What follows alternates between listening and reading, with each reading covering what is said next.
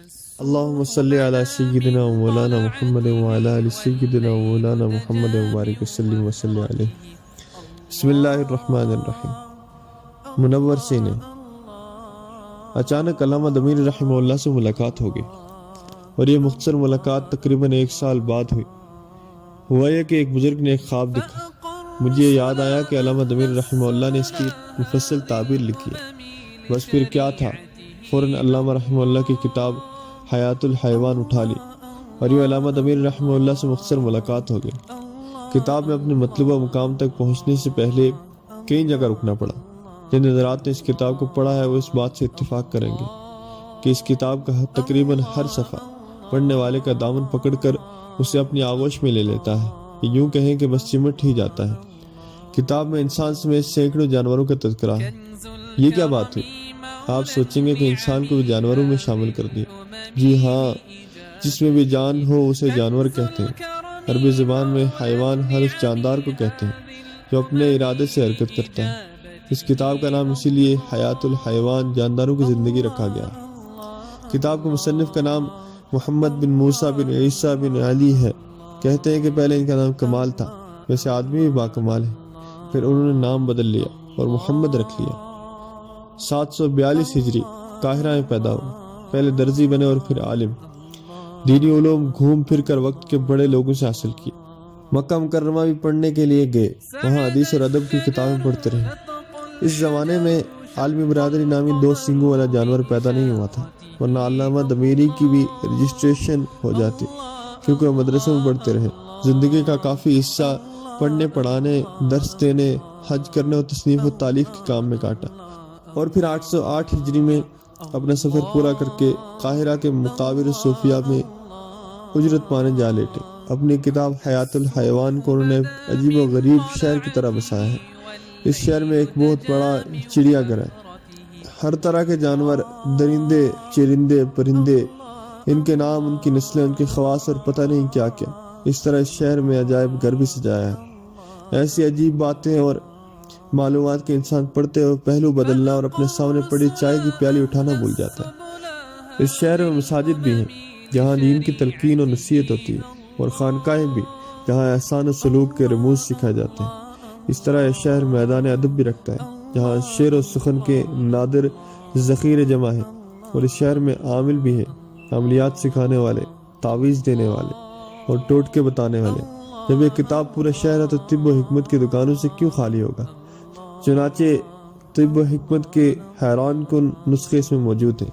شہر میں اچھے برے، تر اور خشک، میٹھے اور کڑوے، ہر طرح کے لوگ ہوتے ہیں۔ اس کتاب میں بھی ایسا ہی ہے۔ چنانچہ اس کی اربات کو درست مان لینا اور اس کے ارواقے کو سند تسلیم کر لینا بھی درست نہیں ہے۔ بہت کچھ ایسا ہے جو سمجھ و سند، روایت و درایت کے معیار پر پورا نہیں اترتا۔ اس کتاب کو پڑھ کر آدمی روتا بھی ہے اور ہنستا بھی ہے، چونکتا بھی ہے اور کانپتا بھی، چہکتا بھی اور چلاتا بھی۔ سعدی کے پاس کتاب کا جو نسخہ ہے وہ 2 جلدوں پر مشتمل بیروت کا چھپا ہوا ہے۔ پہلی جلد 520 اور دوسری جلد 581 صفحات پر مشتمل ہے۔ کتاب کا پہلا حیوان اسد، شیر، اور آخری یعصب ہے۔ یعصب شہر کی مکھی کی ملکہ کو کہتے ہیں۔ ان دونوں کے درمیان تقریباً ہر معلوم جانور اور پرندے کا تفصیلی احوال ملتا ہے۔ میں نے کئی بار کوشش کی کہ اس کتاب کو ترتیب سے پڑھ ڈالوں، مگر کبھی ایسا نہ ہو سکا۔ بس جیسے ہی کتاب کھولی کسی صفحے نے اپنی جکڑ میں لے لیا اور کافی دور جا کر چھوڑا۔ سعدی کو جب پتہ چلا کہ اس کتاب کو اردو ترجمہ بھی ہو چکا ہے تو بہت خوشی ہوئی، مگر اسے دیکھ کر سارا مزہ کرکرا ہو گیا اور مجبوراً واپس عربی کی طرف لوٹنا پڑا۔ ویسے جنت والوں کی زبان بھی عربی ہے۔ خدا را یہ بات آپ کسی روشن خیال کو نہ بتا دیجیے گا، وہ اس فکر میں گھلنے لگے گا کہ جنت والے ترقی کیسے کریں گے اور عالم برادری کو کیا منہ دکھائیں گے۔ چلیں اصل بات کی طرف واپس لوٹتے ہیں۔ ہمارے ایک محترم بزرگ نے خواب دیکھا کہ وہ سینگوں والا دمبا ذبح کر رہے ہیں۔ مجھے یاد پڑا کہ علامہ دمیر رحمہ اللہ نے دمبے اور مینڈے پر بہت کچھ لکھا ہے۔ کتاب کی دوسری جلد کے صفحہ 364 سے شروع ہوئے ہیں اور پورے 6 صفحے لکھ کر دم لیا ہے۔ آخر میں حسب عادت اس کے طبی فوائد اور نسخے لکھ کر خواب میں اسے دیکھنے کی تعبیر لکھتے ہیں۔ میں نے تعبیر دیکھ لی، ماشاءاللہ بہت اچھی تھی۔ ویسے صرف کتاب دیکھ کر تعبیر تک پہنچ جانا بہت مشکل ہے۔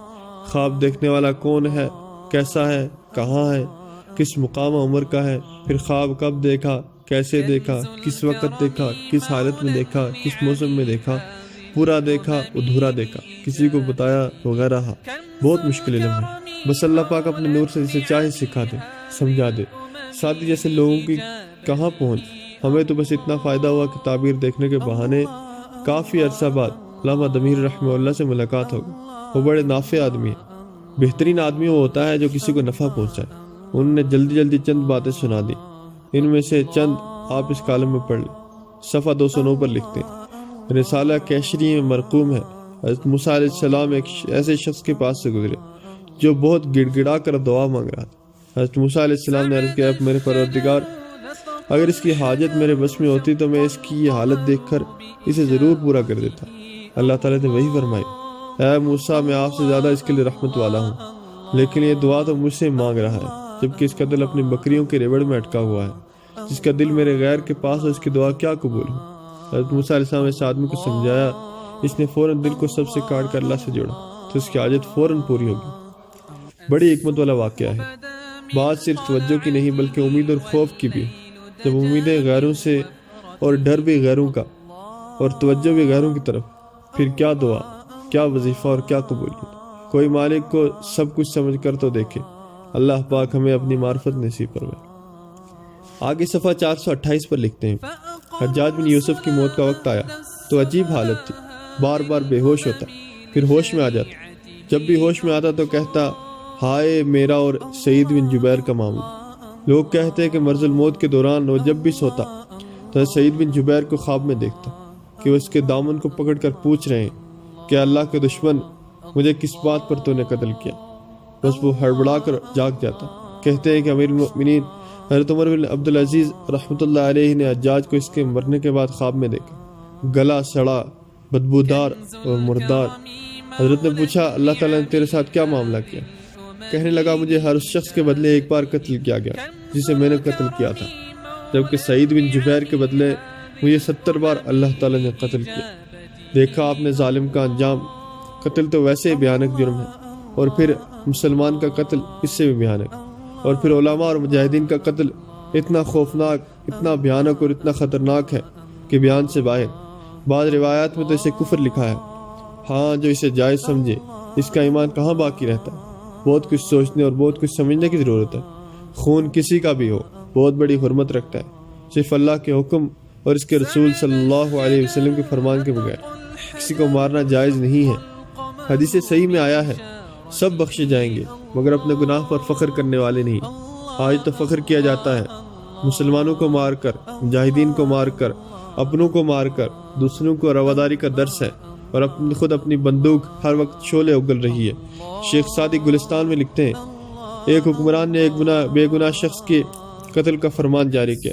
اس نے کہا، جناب حاکم، مجھ پر تو قتل کی سزا ایک سانس میں گزر جائے گی، مگر اس کا گناہ آپ کو ہمیشہ کاٹے گا، کھائے گا، جلائے گا، تڑپائے گا۔ قرآن پاک میں ہے کہ جو کسی مومن کو جان بوجھ کر قتل کرے گا ہمیشہ جہنم میں جلے گا۔ وہ حکمران جو موت، قبر اور آخرت کو مانتا تھا، اللہ سے ڈر گیا اور اس نے سزا کا حکم واپس لے لیا۔ بیشک سچی بات یہی ہے کہ ظلم ایک انگارہ ہے جو ظالم کے ہاتھوں سے نکل کر مظلوم کو جلاتا ہے، مگر پھر آگ کا الاؤ بن کر واپس ظالم کی طرف لوٹتا ہے اور اسے ہمیشہ بھونتا رہتا ہے۔ ہائے، علامہ دمیر رحمہ اللہ نے سعید بن جبیر رحمہ اللہ کا نام لیا تو مجھے اس زمانے میں علم و عرفان کے امام وہ 3 مظلوم یاد آ گئے جنہیں بے دردی کے ساتھ شہید کیا گیا۔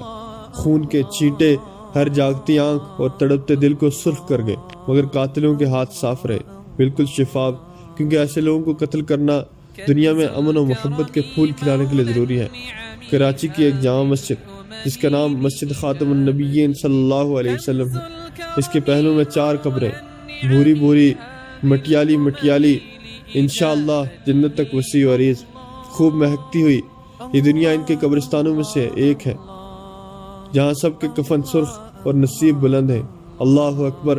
شہید اسلام حضرت مولانا محمد یوسف لدھیانوی رحمہ اللہ 20 کتابوں کے مصنف، علم و عرفان کے بادشاہ، قلم کے شہسوار اور ختم نبوت اور جہاد کے مجنون، ان کے ساتھ ان کا وفادار، خوش نصیب اور خدمتگار ڈرائیور جناب عبد الرحمن شہید رحمہ اللہ پھر عالم اسلام کے دلوں پر سورج کی طرح راج کرنے والی بلند و بالا ہستی امام المجاہدین حضرت مولانا مفتی نظام الدین شامزئی شہید رحمہ اللہ، ہزاروں طلباء کے استاد، میدان جہاد اور کلمہ حق کے فدائی غازی، اور ان سب کے آخر میں امام المخلصین ظاہری اور باطنی حسن جمال کے پیکر فقید المثال شخصیت حضرت مولانا مفتی محمد جمیل خان صاحب شہید رحمہ اللہ۔ کوئی ہے پوچھنے والا کہ ان کو کس لیے قتل کیا گیا؟ کوئی ہے گریبان میں جھانکنے والا کہ ایسے تباہ کن طوفانی گناہ کس کی خاطر ہوئے؟ کوئی ہے ان فہرستوں پر نظر ڈالنے والا جو ایسے مزید گناہوں کی دعوت دے رہی ہیں؟ کراچی کی اس کنج شہیدہ میں معلوم نہیں مزید قبروں کی جگہ باقی ہے یا نہیں، البتہ مجھے اچھی طرح معلوم ہے مزید بندوقوں میں مزید گولیاں ایسے ہی دلگداز اور ایمانی سینوں کے لیے بھری جا چکی ہیں۔ حجاج بن یوسف کے بدبخت پیروکار ایسے اندھے مشنوں کے لیے تیار ہیں، مگر یاد رکھنا اسلام کی گود بانجھ نہیں ہوئی۔ حجاج بن یوسف جیسے بہت آئے اور مر گئے، مگر سعید بن جبیر رحمہ اللہ کل بھی زندہ تھا اور آج بھی زندگی کے مزے لوٹ رہا ہے۔ گولیاں کم پڑ جائیں گی کیونکہ وہ انسانی کارخانے سے بنتی ہیں، مگر سینے کم نہیں پڑیں گے جو الہی کارخانے سے قرآن اور جہادی نور لے کر بنتے ہیں۔ تاتاری اور ان کے انگنت تیر ختم ہو گئے، جبکہ مسلمان بھی باقی ہیں اور ان کے منور سینے بھی۔ لا الہ الا اللہ، لا الہ الا اللہ، لا الہ الا اللہ محمد رسول اللہ۔ اللہم صلی علی سیدنا مولانا محمد وعلی آل سیدنا مولانا محمد وبارک وسلم تسلیما کثیرا کثیرا۔ لا الہ الا اللہ محمد رسول اللہ۔